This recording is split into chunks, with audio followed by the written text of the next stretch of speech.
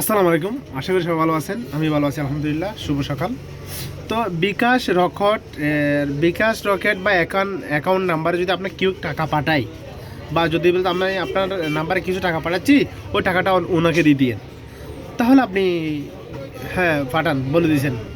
কিন্তু আপনি জিজ্ঞেস করেন যে কিসের টাকা, কেন আসবে, আপনি জিজ্ঞেস করবেন। যদি ওই টাকাটা কোনো প্রকার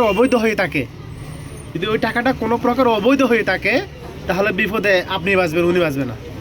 বিপদে আপনিই বাঁচবেন। ধরেন আপনাদের সম্পর্ক ভালো আছে, লজ্জা শরমে সূক্ষ্ম শরমে কিছু বলতে পারতেছেন না, তাহলে আপনি কি করবেন? আপনাকে টাকাটা তুলে যাকে দেওয়ার কথা ছিল, দিতে বলছে উনি, আপনি ওনার হাতে হাতে দিবেন না, তুলে আপনি ওনার অ্যাকাউন্ট নাম্বার নিয়ে ওনার অ্যাকাউন্টে আপনি ট্রান্সফার করে দিবেন। তাহলে আপনি বিপদে পারবেন না।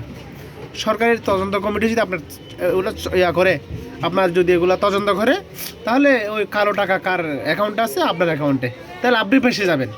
তাই বলছি, যদি এরকম চলেও আসে, কোনো সিস্টেম নাই, আপনি না বলার কোনো সিস্টেম নাই, আপনার অ্যাকাউন্টে পাঠাইছে, তাহলে আপনি যাকে দিতে বলছে তার অ্যাকাউন্টে আপনি ট্রান্সফার করে দিবেন।